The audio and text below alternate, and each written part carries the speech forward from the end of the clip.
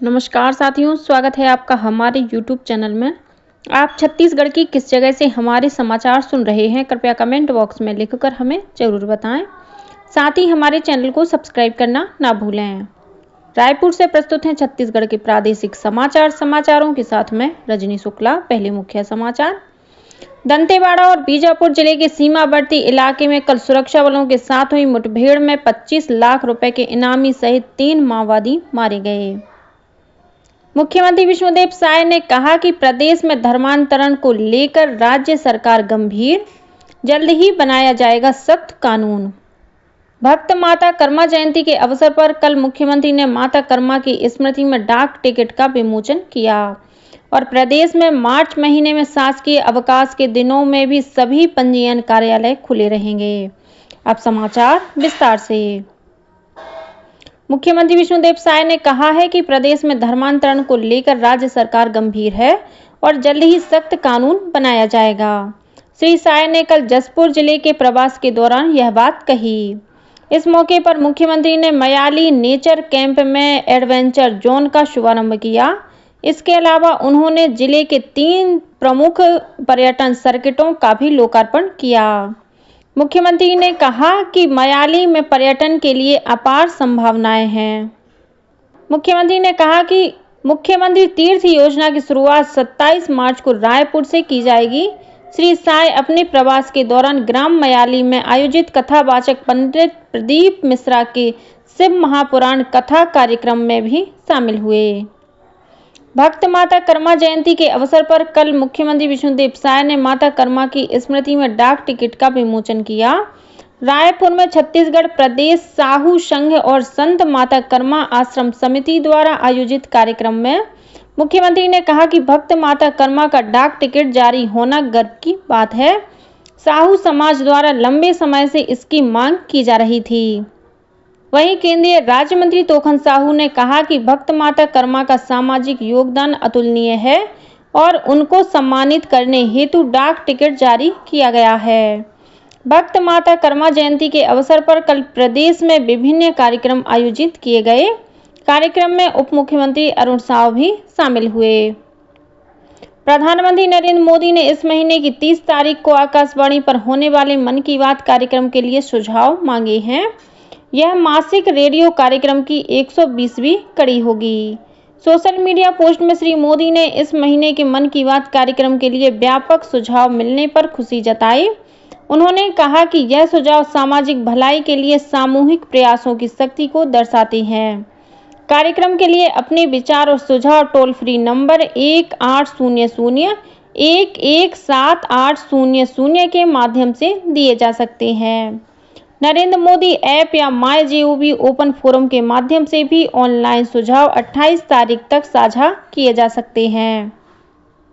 राष्ट्रीय स्वयंसेवक संघ RSS की अखिल भारतीय प्रतिनिधि सभा की बैठक बंगलुरु में 21 से 23 मार्च तक आयोजित की गई।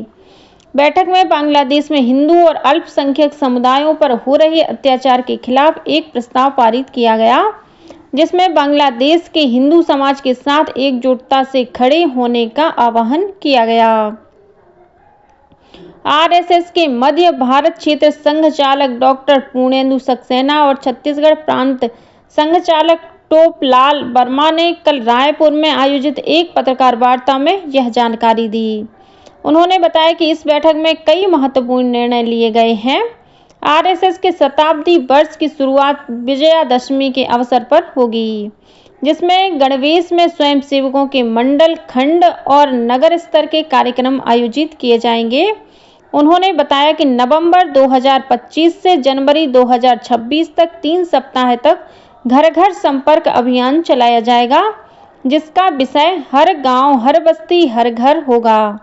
वहीं सभी मंडलों और बस्तियों में हिंदू सम्मेलन आयोजित किए जाएंगे। इसके अलावा खंड, नगर स्तर पर सामाजिक सद्भाव बैठकें आयोजित की जाएंगी। केंद्रीय स्वास्थ्य मंत्री JP नड्डा ने देश के सभी जिलों में सघन तपेदिक रोग उन्मूलन अभियान चलाने की घोषणा की है। इससे पहले यह अभियान चयनित उच्च प्राथमिकता वाले 455 जिलों में लागू था। नई दिल्ली में विश्व तपेदिक दिवस शिखर सम्मेलन में श्री नड्डा ने कहा कि भारत में तपेदिक रोग से उपचार का दायरा 85% हो गया है।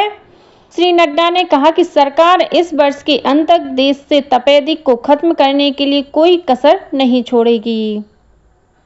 विश्व टीबी दिवस के अवसर पर विज्ञान भवन नई दिल्ली में केंद्रीय स्वास्थ्य एवं परिवार कल्याण मंत्रालय द्वारा आयोजित राष्ट्रीय समारोह में छत्तीसगढ़ राज्य को टीबी मुक्त ग्राम पंचायत अभियान में उत्कृष्ट प्रदर्शन हेतु प्रथम पुरस्कार से सम्मानित किया गया। यह सम्मान 50 लाख से अधिक आबादी वाले राज्यों की श्रेणियों में टीबी मुक्त ग्राम पंचायतों के सर्वाधिक अनुपात हेतु प्रदान किया गया। उल्लेखनीय है कि भारत सरकार द्वारा 2023 में टीबी मुक्त ग्राम पंचायत की परिकल्पना की गई थी। पहले ही वर्ष छत्तीसगढ़ की 2260 पंचायतों को टीबी मुक्त घोषित किया गया था, जबकि वर्ष 2024 में यह संख्या बढ़कर 4102 पंचायतों तक पहुंच गई, जो देश में सर्वाधिक अनुपात दर्शाता है। मुख्यमंत्री विष्णुदेव साय ने गर्मी के मौसम में पेयजल संकट की स्थिति से निपटने के लिए आगामी 15 दिनों के भीतर प्रदेश भर में विशेष अभियान चलाकर सभी हैंडपंपों और सार्वजनिक नलों की मरम्मत करने के निर्देश दिए हैं। श्री साय ने कल रायपुर में लोक स्वास्थ्य यांत्रिकी और जल संसाधन विभाग की उच्च स्तरीय समीक्षा बैठक में अधिकारियों से कहा कि ग्रीष्म ऋतु के दौरान प्रदेश भर में पेयजल की समुचित उपलब्धता सुनिश्चित करने के लिए प्राथमिकता के साथ सभी जरूरी उपाय किए जाएं। साथ ही उन्होंने भूजल के अनियंत्रित दोहन पर सख्त निगरानी रखने और कम जल खपत वाली फसलों की खेती को प्रोत्साहन देने के भी निर्देश दिए। प्रदेश में चालू वित्तीय वर्ष के अंतिम माह मार्च में शासकीय अवकाश के दिनों में भी सभी पंजीयन कार्यालय खुले रहेंगे। पंजीयन और मुद्रांक महानिरीक्षक पुष्पेंद्र कुमार मीणा ने इस संबंध में सभी जिला कलेक्टरों को पत्र जारी कर दिया है।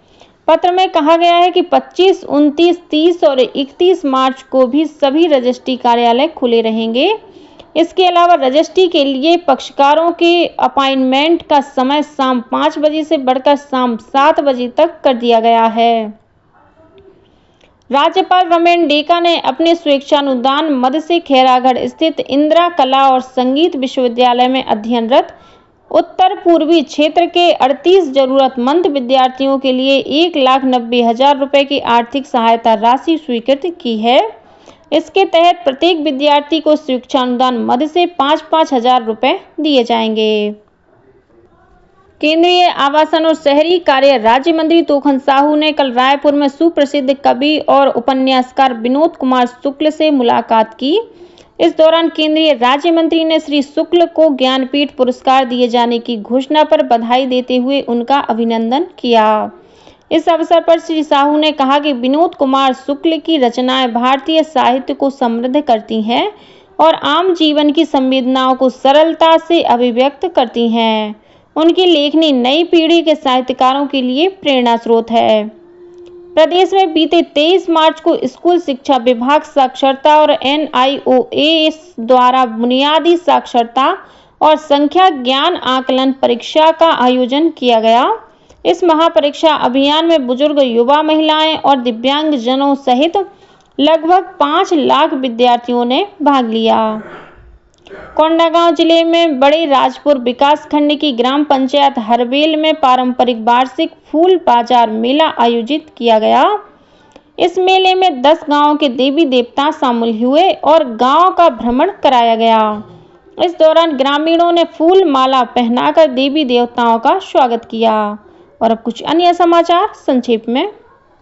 बॉलीवुड अभिनेता अक्षय कुमार ने विश्व ऑडियो विजुअल और मनोरंजन शिखर सम्मेलन वेब्स के लिए अपनी शुभकामनाएं दी हैं। यह सम्मेलन 1 से 4 मई तक मुंबई में आयोजित किया जाएगा। राज्य सरकार ने राज्य वित्त सेवा के 16 अधिकारियों के पदोन्नति आदेश जारी किए हैं। साथ ही इन अधिकारियों की नई पदस्थापना भी की गई है। कोंडागांव जिले में आयकर अधिकारी बनकर एक दुकानदार से 4 लाख रुपए से अधिक की ठगी करने के आरोप में पुलिस ने 5 लोगों को गिरफ्तार किया है।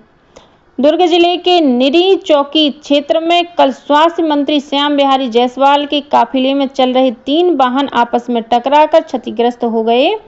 इस घटना में किसी के हताहत होने की खबर नहीं है। रायगढ़ के चक्रधर नगर स्थित पचधारी डैम में डूबने से 2 बालिकाओं की मौत हो गई है। मुख्यमंत्री विष्णुदेव साय ने इन बालिकाओं की मृत्यु पर शोक व्यक्त किया है।